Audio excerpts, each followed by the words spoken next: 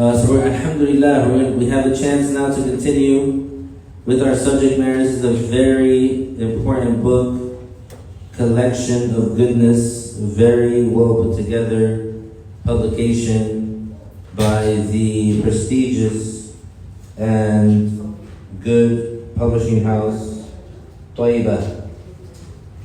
You can't see it in the camera because it's reversed, but whatever it says. Twaibah Publications, 51 South State Road, Upper Darby, PA, 19082. So get your copies. Go to twaibahbooks.com, right? twaibahbooks.com. You can order a copy. It'll be mailed out to you. This is very important for the Muslim nation. Alhamdulillah. Yeah, the website is on the front. Alhamdulillah. So this is a compilation. This book is a compilation from the sessions of knowledge of Shaykh Abdullah, the son of Muhammad, the son of Yusuf al-Harari. May the vast mercy of Allah be upon him. He was a great sheikh. We talked about him at the beginning of the book, gave a little bit of his biography. But always, we keep in mind that this great sheikh, this great scholar, he was a wali, a righteous pious Muslim, and he was also a knowledgeable scholar, a hafiz, a mujaddid of Ahlul Sunnah. So these lessons here are translations of lessons that he gave in Arabic, of course. So whoever has the book following along, we're on page 78. We got to lesson 15, which is the explanation of the hadith, إِنَّ اللَّهَ يُبْغِضُ كُلَّ جَعْظَرِيٍّ. This hadith, mashallah, is a long hadith, and it explains certain attributes that are hated. It explains certain attributes that are rejected and not accepted by Allah Ta'ala. So, the one who has all these attributes together is in a very bad situation. The one who has one of these needs to work to fix it, and we're gonna explain each one. Starting with the book, it says, this lesson was given by the muhaddith, the scholar of Islamic law, Shaykh Abdullah, the son of Muhammad al-Abdari. May Allah have mercy upon him, in the year 1398 Hijri. And it explains the hadith, which means, indeed, Allah does not accept every arrogant that lusts for wealth with a bad intention. And that's one of the first lines of the hadith. And explains that the good money for the pious man is praised. This lesson was heard from him by Shaykh Samir, the son of Sami al-Qadi, Hafidahullah, and Shaykh Nabil, the son of Muhammad al-Sharif. May Allah bless them, protect them, have mercy upon them, and benefit us from their blessings. And alhamdulillah, I would say sometime in the year 2008, right? 2008?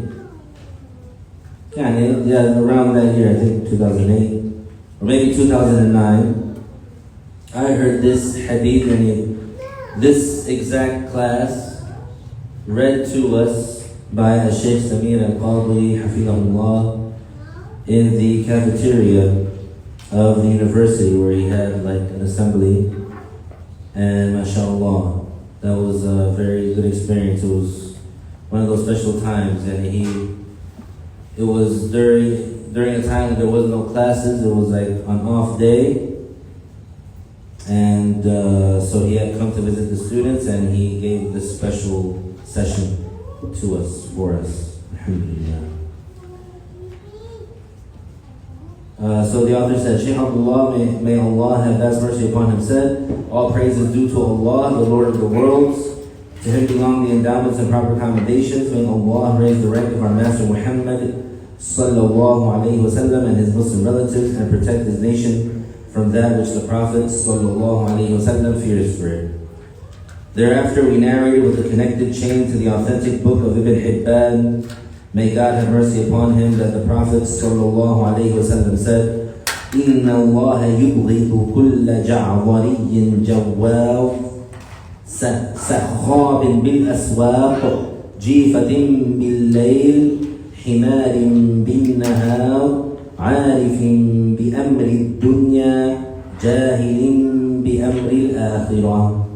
It means, indeed, God does not accept any arrogant one that lusts for wealth in a sinful way, who maximizes his talk in order to get money, like a carcass sleeping all night and like a donkey during the day, only concerning himself with feeding his desires of eating different types of food and maximizing engaging in pleasures in a way that busies him from fulfilling what God made an obligation, knowledgeable about the worldly matters and ignorant about what God made an obligation upon him to know of the Islamic knowledge. So all of that was what was described in the hadith. The Prophet ﷺ named some people in this hadith and described them with these attributes. The first attribute is for the person to be arrogant. The second attribute is the one who lusts for wealth in a sinful way. This means that he is keen to gather wealth with a corrupt intention, which is to gather wealth out of love for money, so he can get it to fulfill his forbidden desires, and in order to boast and be arrogant and look down on the slaves of Allah. He does not gather money from a permissible source in order to spend it in a permissible way, because the one who gathers the money to spend it in a permissible way, and not so he can look down on people, and not so he can boast, and not so he can get to his forbidden desires, then that is not dispraise. Because the Prophet ﷺ did not dispraise money without restriction, and he did not praise money without restriction. So here an important case, and most people, or some people, they are unaware. They are unaware about this matter. And some people, they might completely dispraise money. And in all cases, they'll say money is bad, which is incorrect. This is not the Islamic stance. The Islamic stance is that money is good if it comes from a good source and it is spent in a good way. However, if the money is from a bad source, then it's bad money. If the money is from a good source, but the person spends it in a bad way, relative to him, it's bad money, because he spent it in a bad way, and that money that he got, instead of it being in his favor in the hereafter, it's going to be against him in the hereafter, because he's going to be questioned about that bad thing that he spent his money on.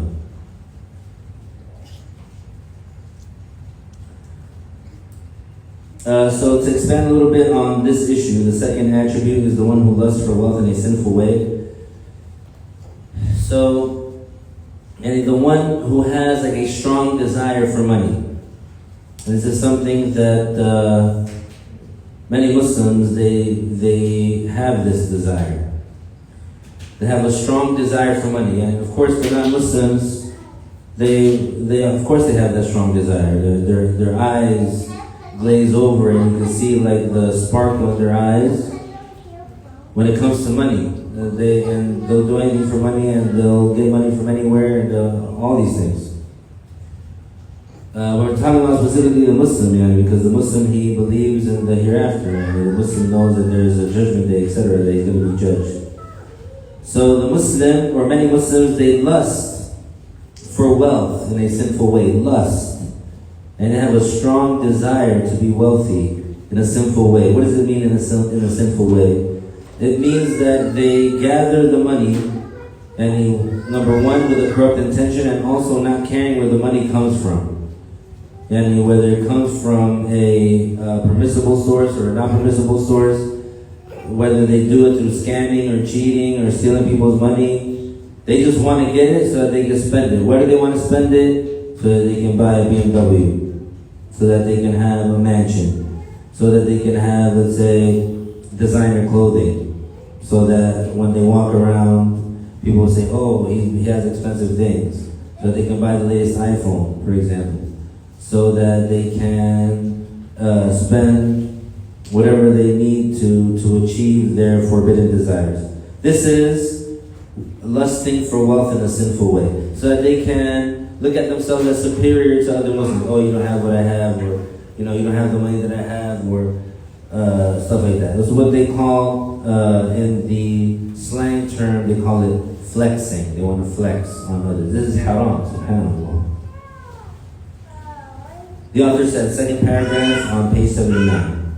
Some money is dispraised and some money is praised. The dispraised money is the money that the person gathers from the forbidden sources. And so he does not care whether he gets it from a permissible source or from a forbidden source. Or he gathers the money to fulfill the forbidden desires, that is, so that he indulges in the forbidden desires, or to boast and look down on people, or to be arrogant. This is the dispraised money. As for the money that the Muslim gathers from a permissible source, with the intention to provide for himself, and to benefit himself or someone else, or to spend it on his children, or on his parents, or other than them, among his relatives, without the intention to use it to get to boasting and arrogance on the people, that money is not dispraised. So, alhamdulillah, there are many Muslims like that too. There's many Muslims that they're wealthy and they have money and they work hard in a halal way to get money, but not so that they can buy designer clothes, not so that they can say that they drive a BMW or a Mercedes, not so that they can supposedly, have a mansion so that they can say they have a bigger house than the next man. Rather, so that they can help the Muslim nation. And so that they can make the Muslim nation stronger, so that they can build a mosque, so that they can fund, let's say, a student of knowledge, so that they can build an Islamic school, so that they can feed poor Muslims in war-torn Muslim countries, etc. So that they can put their money to good use. Not so that they can have, let's say, a secondary and a third backup freezer full of food. Not so that they can have, let's say, stockpile their pantry. No. Rather so that they can help the Muslim nation. So that money is praised. And subhanAllah, when Shaykh Samir, Hafidahullah, may Allah protect him and reward him, when he was explaining this, then he was mentioning that when there's a student of knowledge, and he would be like in his studies, etc., that some people, they will try to deter him or demotivate him from continuing in his path, in his journey of seeking the knowledge. And they will tell him, what are you going to do when you graduate? How are you going to make money? You still have to make a living. How are you going to make a living? Where are you going to get money from? How are you going to get married? How are you going to provide, etc.?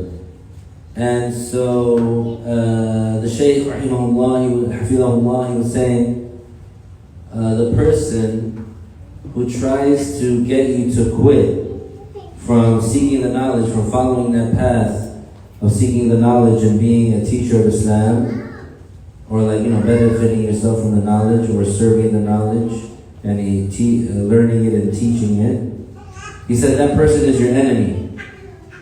SubhanAllah, he said that person is your enemy.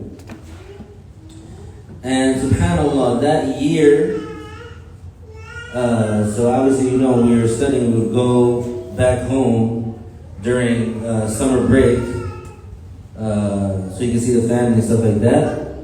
And so that year, when I had gone back to summer break, there was a person who apparently, was someone that it didn't seem like this person had any ill will towards me. But one day they sat me down and they started saying, you finished, 2 years already. You speak Arabic fluently. You took the book of As-Sirat. And I wonder if they hear this, if they remember. They said, you took the book of Sirat, you took the Mukhtasar, and you can teach and you should just quit. And I remember that, subhanAllah. I remember that, and when he said that word, it was very like an eye-opening experience. That, you should quit and come home and stay home, and you can teach in the musalla, right? This musalla that we're sitting in right now. He's like, you can teach in the musalla, and you can benefit the people. He's like, what are you're not going to teach anything beyond the mukhtasar and as-sirat.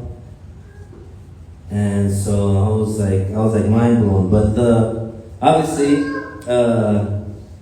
that person is unaware, obviously, of that lesson that we took. So internally, I'm thinking, subhanAllah, this is this is like one of those like amazing moments where it's like, you had that information. It's like, you got that information directly from like a pious sheikh,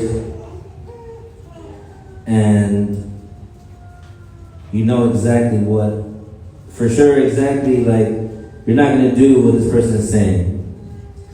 So in a wise way, I basically was like, let me, I need some time, etc. I didn't immediately disagree with the person. I didn't immediately say, you're an enemy, and expose yourself, because my sheikh, he said, whoever tries to get you to stop seeking the knowledge is your enemy. I didn't say all that, obviously.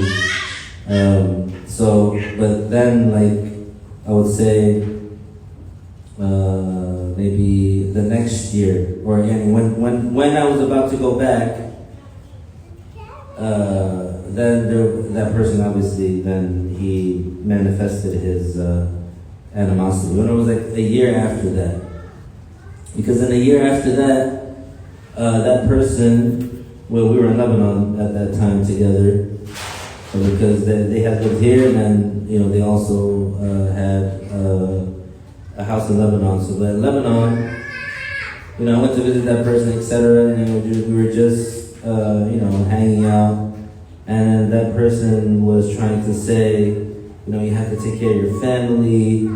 Nobody else is going to look out for your family. Only you are going to take care of your family. Nobody else is going to look out for them. If the association had to choose between themselves and you, they would choose themselves, and what would happen to your family, etc. So he was really like trying hard. And it was at that time where I was like, it's been enough time, and I feel like I can explicitly, let this person know where I stand without him being able to harm me. So I told him, I said, even if I had to sacrifice my family, etc., for the da'wah, then I would. And so he knew that I was on the opposite side. I was on the opposite side as him. And but then he did eventually harm me. But the point is that this hadith, or that advice from that shaykh really saved me, because the way that person was presenting it was appealing.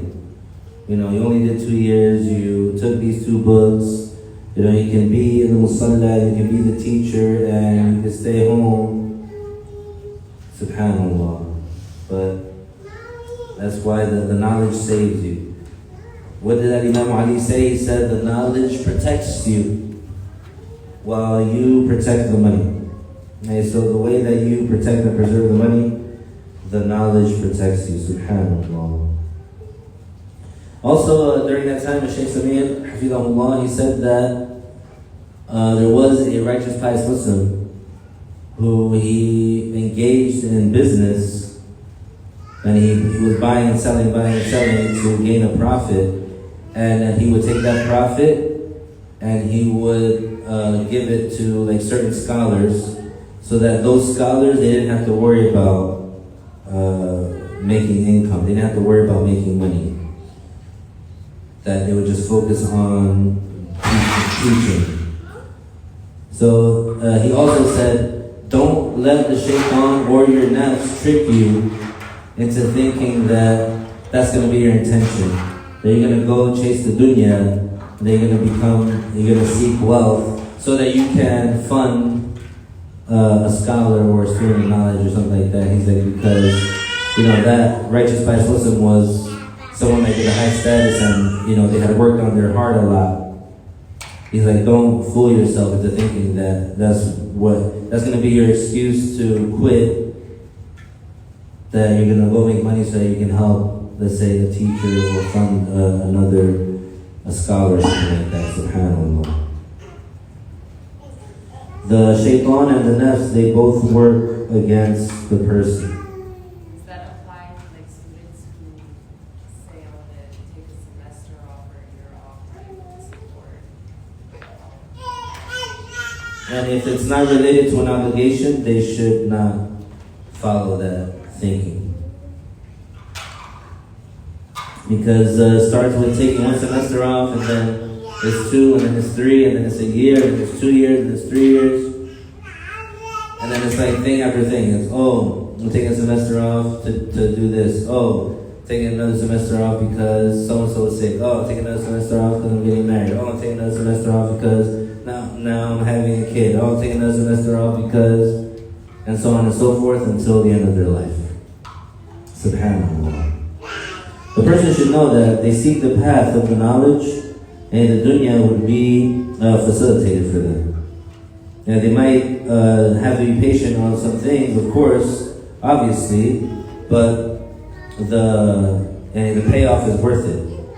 To be within that category of those who dedicate their lives to the knowledge is such a blessing. There's so much reward associated with it that not being able to eat, let's say, meat every day or lamb every day, that's not and that the person shouldn't say, I'm not going to be able to eat lamb every day, so I'm not going to dedicate myself to the knowledge. The person shouldn't say, I'm not going to be able to drive a car of the year every single year, so I'm going to not dedicate myself to the knowledge. The person shouldn't say, I'm not going to be able to put down on a mortgage, so I'm not going to be dedicated to the knowledge. The person should not think that way. Whoever thinking that way is backwards. Whoever's thinking, I'm not going to be able to support myself, etc., if I dedicate myself to knowledge, the person shouldn't think that way. Because the one who dedicates himself to the knowledge and the one who dedicates himself to serving the da'wah, for sure he will be supported. There's no doubt about it. That's no doubt about it. And there's many examples of that, subhanAllah. Our proof, the Shaykh Rahimahullah continued to say, our proof for that, and for the fact that some money is good, is what is narrated by Imam Ahmad and Ibn Hibban with the connected authentic chain that the Prophet ﷺ said to Amr, the son of Al-Aas, نِعْمَ الْمَالُ الصَّالِحِ لِلرَّجُلِ الصَّالِحِ. It means the good money is praise for the pious man. The good money is the money the person attains in a permissible way. The pious man is the Muslim who fulfills the obligations and fulfills the rights of the people. He knows what God made an obligation upon him and he fulfills it. And he knows what God made forbidden and he avoids it. And he prays just as God ordered, and he fasts just as God ordered, and he pays zakah just as God ordered. And he bids the lawful and forbids the unlawful, because ordering the lawful and forbidding the unlawful is among the obligations which Allah made obligatory on his slaves. And this is the situation of those whom Allah praised in the verse in Surah Al-Imran, كُنْتُمْ خَيْرَ أُمَّةٍ أُخْرِجَتْ لِلنَّاسِ تَأْمُرُونَ بِالْمَعْرُوفِ وَتَنْهَوْنَ عَنِ الْمُنْكَرِ وَتُؤْمِنُونَ بِاللَّهِ. The verse means you are the best of nations. You order the lawful and you forbid the unlawful, and you believe correctly in Allah. The nation of the Prophet ﷺ is the best of all the nations of the Prophets, and they have the most righteous, pious Muslims and scholars and jurists, to the extent that the Prophet Isa ﷺ said about the nation of our Master Muhammad ﷺ, علماء حلماء بررة أتقياء كأنهم من الفقه أنبياء. Among what this means is that they are scholars and pious because of the given knowledge they have in the revealed laws. It is as if they are prophets. Ulama is known, they are knowledgeable, they're scholars. Hulama is the plural of halim. And halim is one of those words in Arabic that don't have a one-word translation in English because of the amplitude of the meaning of that word halim. But generally, or just like in a brief way, slow to anger or forbearing. The more that you antagonize that person, the further away from boiling over and losing their cool that they are. This is Halim, and in reference to the creations. Halim. Yes, Halim. And Halim is one of the names of Allah. Of course, it means something else when referring to Allah, but the term Halim, referring to the creation, is referring to that. Slow to anger. You could say slow to anger. And he's someone who, no matter how much you antagonize them, they won't lose their cool. Even if they're feeling, let's say, bothered or angered, they won't show it. So the prophets, of course, they are like that. And the scholars of the nation, of this nation, of the Prophet Muhammad sallallahu alayhi wasallam, they are like that. This is Prophet Isa, Prophet Jesus alayhi salam, describing the scholars of this nation. Ulama, they're scholars. Hulama, they're halim, they're slow to anger. Barara, they are pure and chaste, etc. Atqiya, pious. كأنهم من الفقه أنبياء. It is as if they are prophets because of the knowledge that they have. Because of such a high level of knowledge of the revealed law that they have, it's as if they are prophets. It means that they're very knowledgeable of the revealed law. Abu Nu'aym narrated it in the Hilya. Allah described this nation of Prophet Muhammad sallallahu alayhi wasallam that it is their habit that they order with the lawful and forbid the unlawful. In the past, there were people who had this attribute, but today they have lessened. And despite that, the nation is not void of them, because God described this nation with that. We have narrated from the authentic book of Ibn Hibban also that the Prophet ﷺ said, لَيْسَ مِنَّا مَنْ لَمْ يُوَقِّرْ كَبِيرَنَا وَيَرْحَمْ صَغِيرَنَا وَيَأْمُرْ بِالْمَعْرُوفِ وَيَنْهَى عَنِ الْمُنْكَرِ. It means the one who does not respect our elders and is not merciful to our youth and does not order with the lawful and forbid the unlawful is falling short in following our way. So if he does not have these four attributes, he would not be a complete believer in the religion. He would not be a perfect Muslim.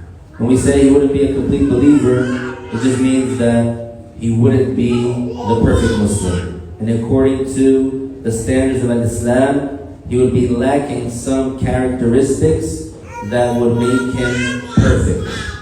The complete, meaning he's implementing everything in Islam. The saying of the Prophet sallallahu alaihi wasallam, "Inna Allah yubghidu kulla ja'wari," which means indeed Allah does not accept any arrogant one, entails dispraise for the arrogant one. So that first part, "Inna Allah yubghidu kulla ja'wari." Now, so the term yubghidu, some people in English, which I'm gonna go in on them for a little bit. Some people would translate that word yubghidu as hate. But this is very irresponsible. It is not responsible for the English speaker and for supposedly the teacher that's teaching in English, that let's say is a native English speaker that has learned Arabic. It is very irresponsible for them to use the word hate referring to Allah. Because hate is an emotion. No matter how you cut it, hate is an emotion. So why use that word?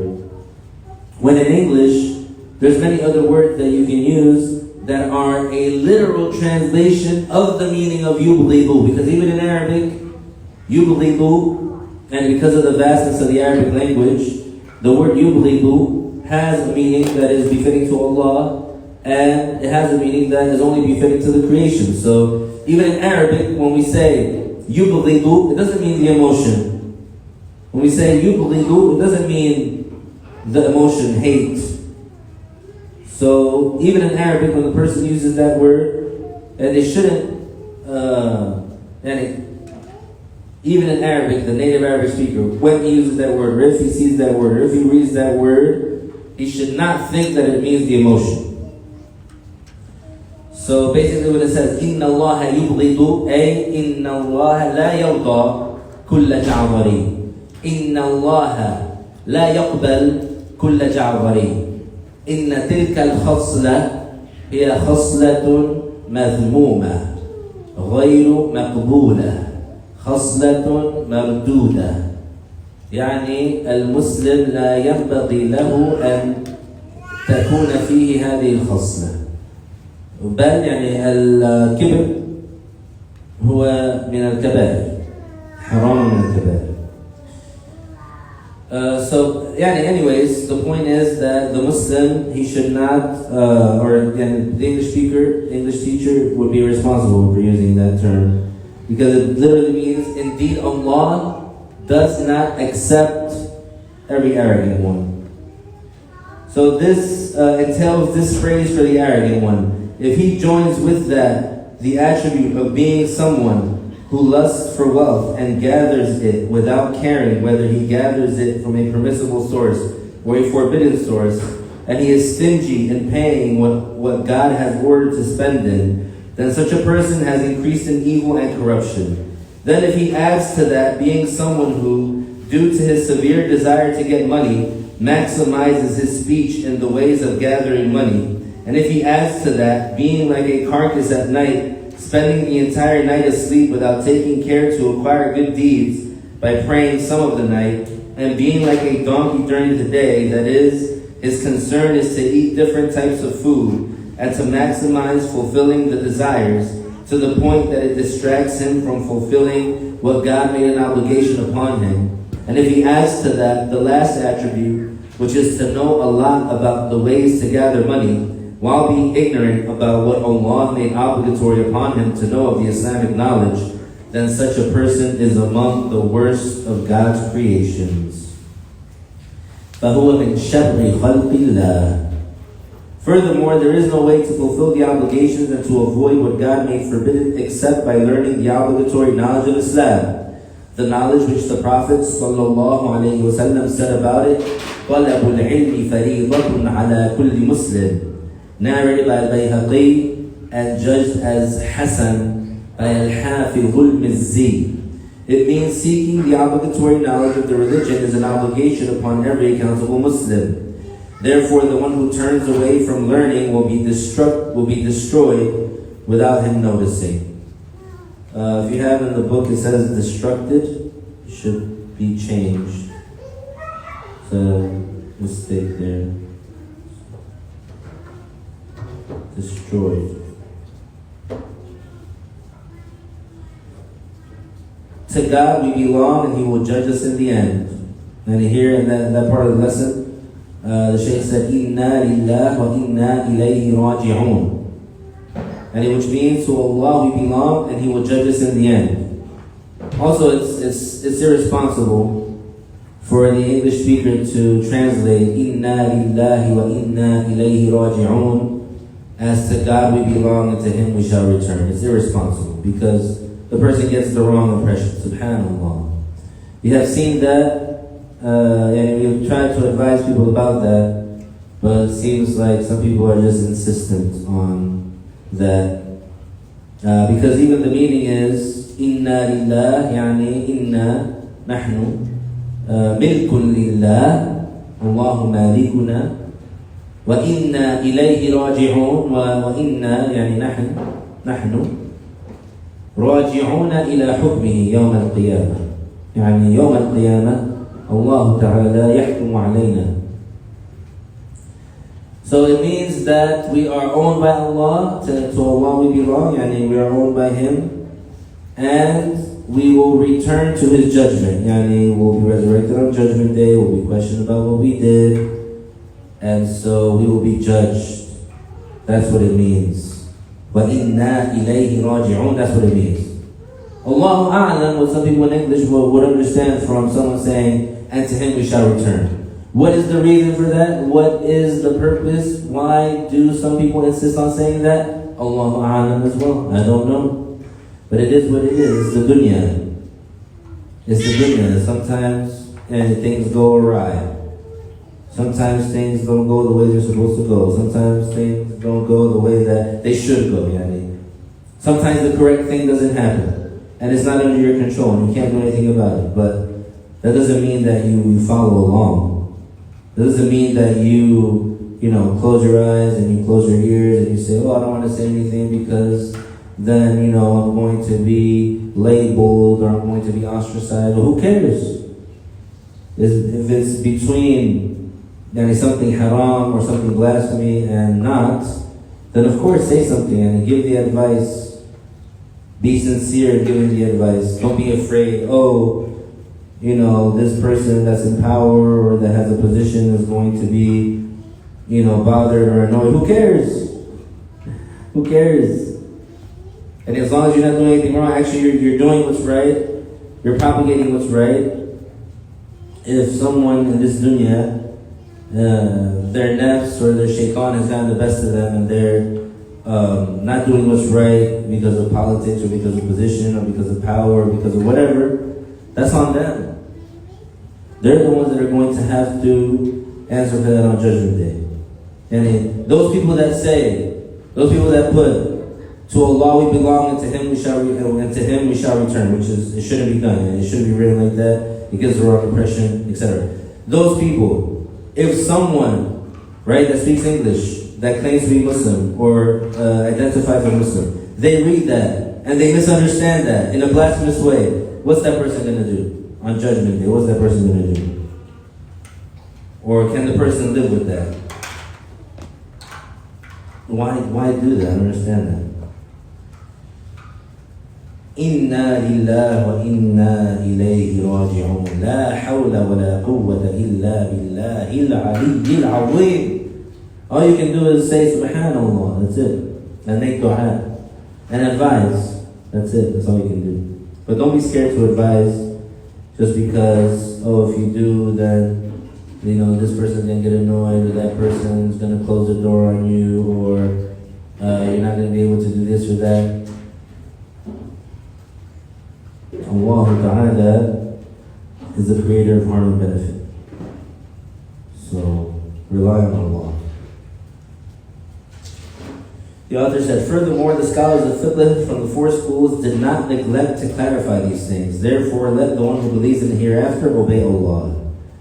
We have been made to narrate from the authentic book of Al-Bukhari from the saying of Ali, the son of Abu Talib, may God raise his rank, that he said, ارتحلت الدنيا وهي مدبرة وارتحلت الآخرة وهي مقبلة فكونوا من أبناء الآخرة ولا تكونوا من أبناء الدنيا اليوم العمل ولا حساب وغدا الجزاء ولا عمل. انتهى. رواه البخاري.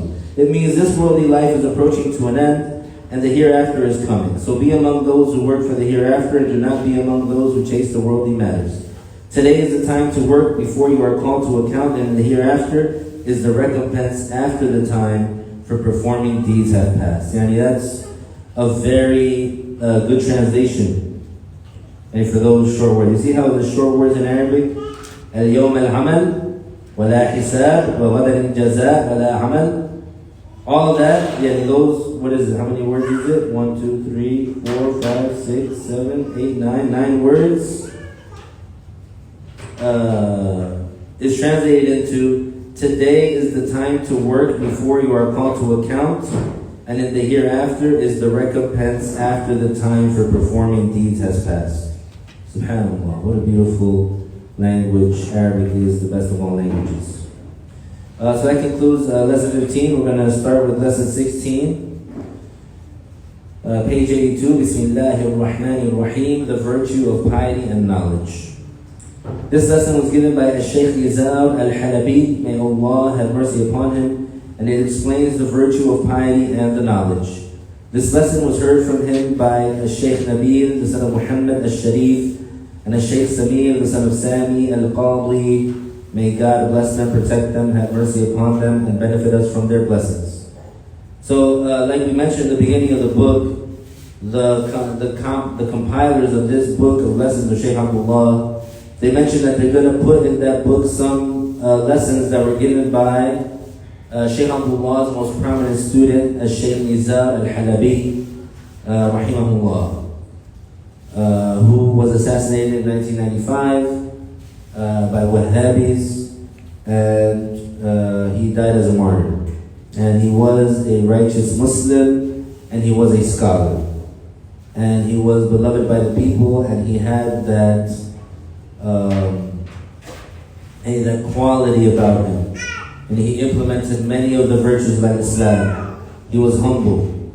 And it's mentioned about him that he, as the president of the association, he would himself get on his knees and clean the bathrooms of the Islamic school that was run by the association. Where have you seen a president do that? The president of an association. And this is an international organization. It's not like, an organization that is only regional or local or just in that country or just in that city. It's in that city, all over that country, and it's outside of that country. In, from what I know, almost every continent. If there isn't an official association in that continent, there are members of the association in that continent. That, they work and they give lessons and they teach people, etc., but they don't have like an official like brick and mortar place. So this is a lesson from Shaykh Nizar, hafidhahullah, rahimahullah. He said, all praise is due to Allah, the Lord of the worlds. To Him belong the endowments and proper commendations. May Allah raise the rank of our Master Muhammad sallallahu alayhi wa sallam and his Muslim relatives, and protect his nation from that which the Prophet sallallahu alayhi wa sallam fears for him. Thereafter, Allah says in Surah Al-Hujurat, Inna akramakum inda Allahi atqakum. This honorable verse clarifies that what makes a person have a higher status than another to God is piety. Piety is defined as adhering to the obedience of Allah by fulfilling all the obligations and refraining from all the prohibitions. Allah revealed in Surah Al-Imran, يا أيها الذين آمنوا اتقوا الله حق تقاته ولا تموتن إلا وأنتم مسلمون. Which means, oh, you Muslims, have piety, in the proper, perfect way, and do not die except as Muslims.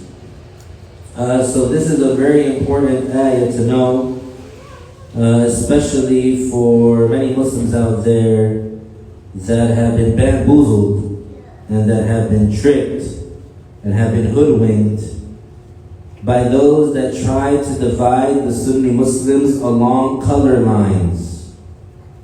Those that try to divide the Sunni Muslims along black and white. Those who try to divide the Muslims along Arab and non-Arab. Those who try to divide the Muslims on this country or that country.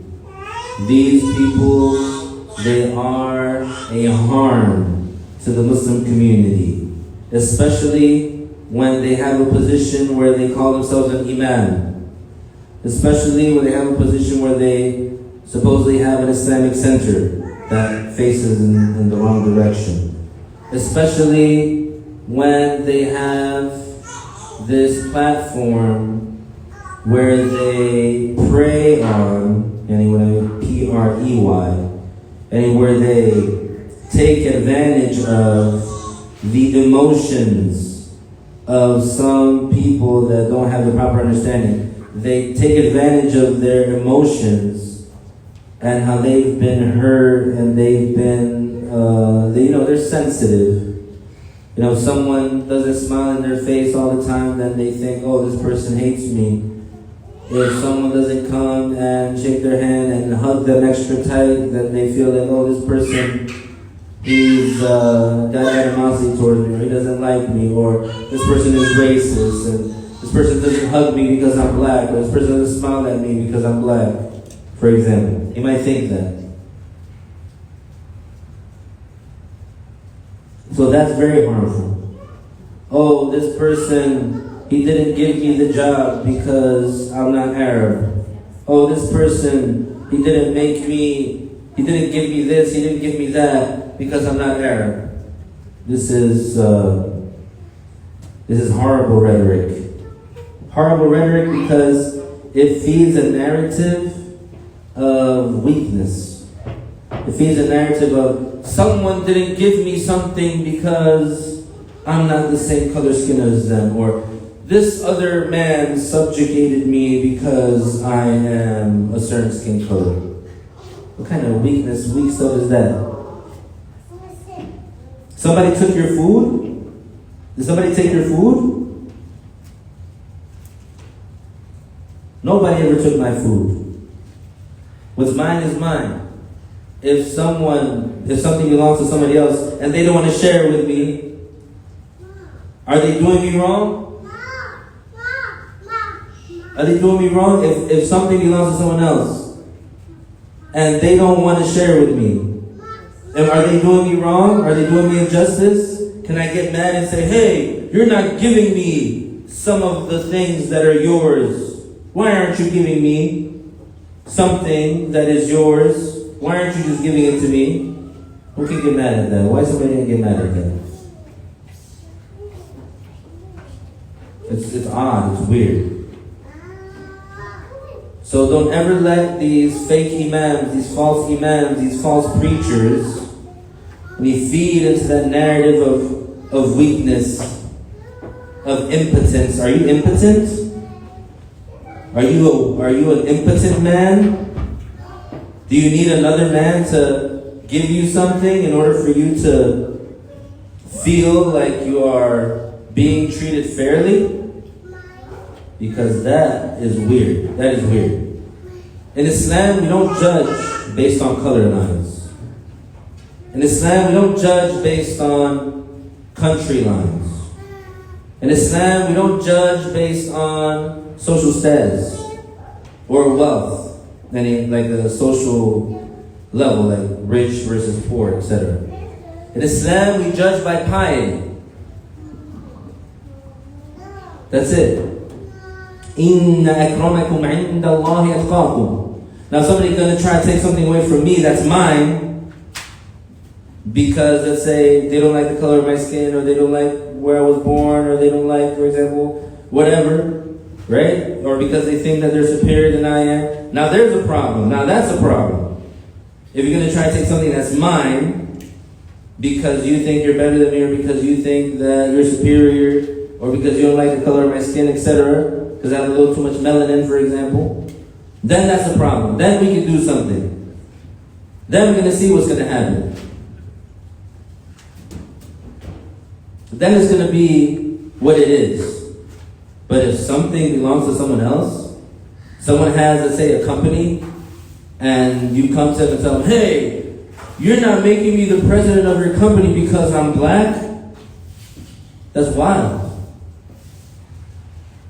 Somebody comes and says, hey, you're not giving me a job at your company because I'm not Arab?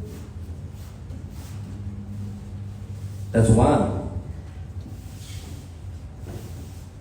SubhanAllah. But we'll get to that, and we'll delve deeper into that at a later time, inshallah. But I think for now that's enough.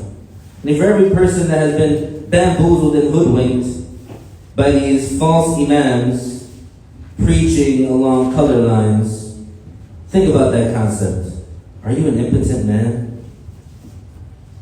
Does somebody really take something that was yours, whether it was because of your skin color or your financial status or where you were born, or you being Arab or not Arab? Did they take something that was yours because of that? Or did you want a handout? Or did you expect something to be given to you Because of your skin color, because of where you were born. Think about that.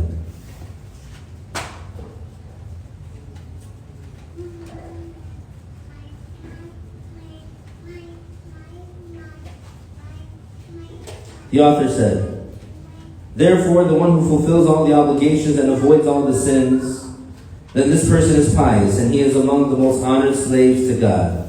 Our Master Muhammad sallallahu alayhi wasallam was the most honored creation to God, and the most pious, and the most God-fearing. Just as he said, أَنَا أَعْلَمُكُمْ بِاللَّهِ وَأَخْشَاكُمْ لَهُ. He said, what means I am the most knowledgeable among you about Allah, and the one who fears him out of reverence the most. Narrated by Al-Bukhari. The place where piety springs from is the heart, and then its good effects spread out to the body parts. Because the heart, relative to the body, is like the king, relative to the subjects. The heart is the leader of all the organs, like the hands, the eyes, the tongue, the 2 feet, and other than them. All of them are under the command of the heart. Hence, if the heart is in a good condition, then the organs are in a good condition. And so if the heart becomes rectified, then the organs become rectified. It is narrated in the authentic confirmed hadith compilation of Ibn Hibban from the route of Jabir, the son of Abdullah al-Ansari, may God accept his deeds, that he said, the Prophet ﷺ said, إِنَّ أَوْلَى النَّاسِ بِي الْمُبْتَقُونَ مَنْ كَانُوا وَحَيْثُ كَانُوا. He said, what means, certainly the most beloved people to me are the pious ones, whoever they are and wherever they are. So the Prophet ﷺ explained that the most beloved people to him are the pious ones. That is, the Muslims who fulfill all the obligations and refrain from all the sins. Whoever they are, that is, whatever color skin they have, and wherever they are, that is, and in any place they are. So if the pious person was far away from the Prophet ﷺ distance-wise, he is still close to the Prophet ﷺ in terms of meaning, because he is more beloved to the Prophet ﷺ than the one who is a sinner but physically next to him. So that's the way it works with closeness to the Prophet ﷺ. It's not based on color, it's not based on financial status, it's not based on nationality. It's not based on your name. It's not based on who your parents are. It's based on, are you pious or not? The Prophet ﷺ said, اتَّقِ اللَّهَ حَيْثُ مَا كُنْتَ, which means fear Allah wherever you are. Narrated by Tirmidhi. Hence the human should fear God wherever he was, by fulfilling all of what God made obligatory upon him and avoiding all of what God forbade him from. And so if he does that, then he is fine. The high status to God is not by being physically close to the Prophet ﷺ, nor by being related to him. Rather, it is by the person being a pious Muslim, fulfilling all the obligations and refraining from all the sins. And by this he secures for himself being saved from hellfire. God revealed in Surah Al-Tahrim, يَا أَيُّهَا الَّذِينَ آمَنُوا أنفسكم وأهليكم نارا وقودها الناس والحجارة, which means, O you Muslims, save yourselves and your families from a fire fueled by people and stones. There is no way for the Muslim to fulfill all the obligations and to refrain from all the prohibitions except by fulfilling an obligation which is among the obligations which God ordered with, and it is to learn the Islamic knowledge. That is the amount which is the obligatory essential knowledge of the knowledge of the religion, which is not permissible for any accountable person to be ignorant of. And the slave will not be among the pious ones as long as he has not acquired that. Certainly the verse revealed by Allah, يَا أَيُّهَا الَّذِينَ آمَنُوا قُوا أَنفُسَكُمْ وَأَهْلِيكُمْ نَارًا وَقُودُهَا النَّاسُ وَالْحِجَارَةُ. It contains the urging to save the self and the family from hellfire, and the way to that is for us to learn and to teach our family the matters of the religion. So if the Muslim learns from the knowledge of the religion the amount that is essential, that every pubescent sane Muslim has to know, and then applies that, he would be implementing this verse and he would have saved himself. That is, protected himself and his family from the torture of hellfire. However, if learning is neglected, then certainly he does not know how to distinguish what rectifies him and what destroys him. He does not know how to distinguish between what rectifies him and what destroys him. And so he would fall obliviously into the destructive things. And he would do deeds that he thinks they are from the deeds of the people who are saved. But he would not get any reward from Allah for that deed. Rather, he would be sinful for entering into matters without learning what God made permissible from it and what God made prohibited of it. Therefore, the one who did not learn the integrals, conditions, and the invalidators of the prayer, for example, something might happen that would invalidate his prayer without him knowing, and so he thinks that he prayed a valid prayer, and it is to God invalid. That obligation of the prayer has yet to be fulfilled, and he will be asked about it on Judgment Day. The Prophet ﷺ said, "Sallu kama ra'aytumuni usalli." It means pray as you have seen me pray.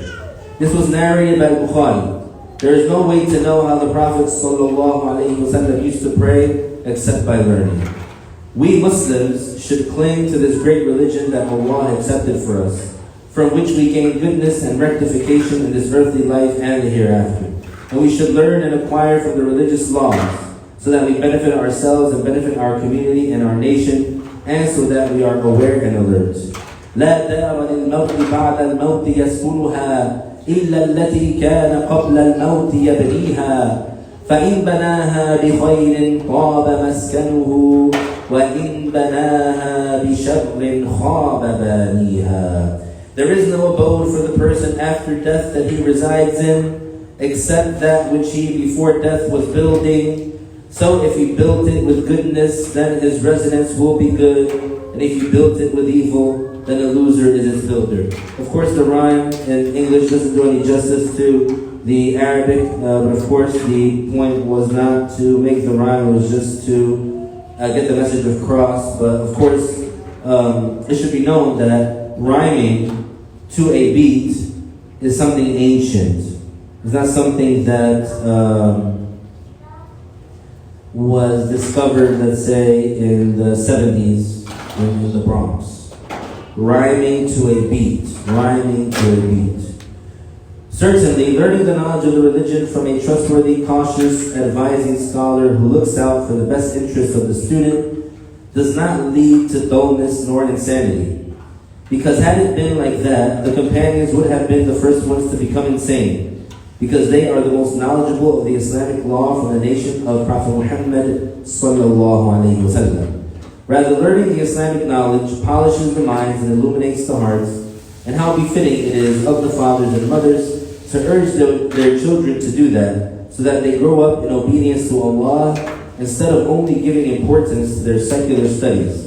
And how befitting it is for the youth to come towards the knowledges of Islam and to take from that knowledge, so that their good deeds for their hereafter increase, and so that they get far away from sins. Certainly, our glory, our honor, our progress, and our salvation are by adhering to our religion and the teachings of mercy that were revealed to the Messenger of Allah sallallahu alaihi wasallam, and not by color lines, and not by social status lines, and not by nationality, and not by, let's say, age group.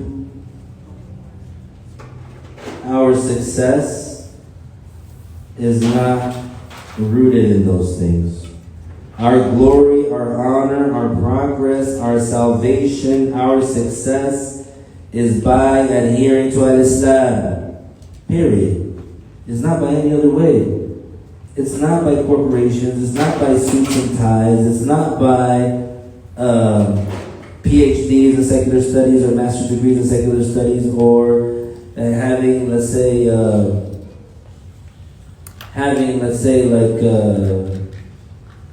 squeaky clean optics, and as long as it's not in line with the Islamic law. Our glory, our honor, our progress, our salvation, our success is by adhering to Islam, period. May Allah reward him the best reward. Yani may Allah reward the Prophet sallallahu alaihi wasallam the best reward. And may Allah reward our Master Umar radiallahu anhu. Since he's the one who said, our Master Umar, and his status in Islam is known. And no one except for this guy, deviant, would say something bad about our Master Umar. He said, نحن قوم أعزنا الله بالإسلام فمهما ابتغينا العزة بغيره أذلنا الله. He said, we are a people giving glory from Allah through Islam. Hence, whenever we seek the glory through other than Islam, God will take our glory away. And we see that now. And we have seen that clearly. We're living it right now. Where is our glory now? Where is our glory now? And having a lot of engineers and having a lot of doctors and what? That's our glory? Subhanallah. What's our glory? To have Burj Khalifa? Is that our glory? To have those man-made islands in Dubai, that's our glory? Subhanallah. And that concludes that. And then we finish 2 lessons today. Inshallah. Next lesson, lesson 17, is going to be very special. It's about seeing the Prophet ﷺ in the dream and at death. So the class is Sundays now. They changed the Friday one, subhanAllah. So now we're doing it on Sundays. May Allah Ta'ala reward everyone with a sincere intention. If there are any questions, let's put it in the chat.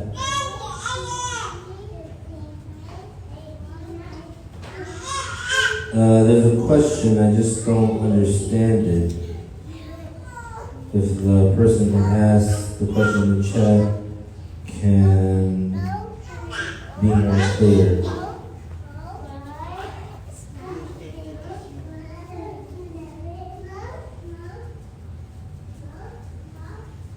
Are there any questions over there? In that one? طيب هل لا إله إلا الله اللهم صل على سيدنا محمد وعلى آله وصحبه وسلم رب اغفر لي وللمؤمنين والمؤمنات وبارك الله فيكم. السلام عليكم.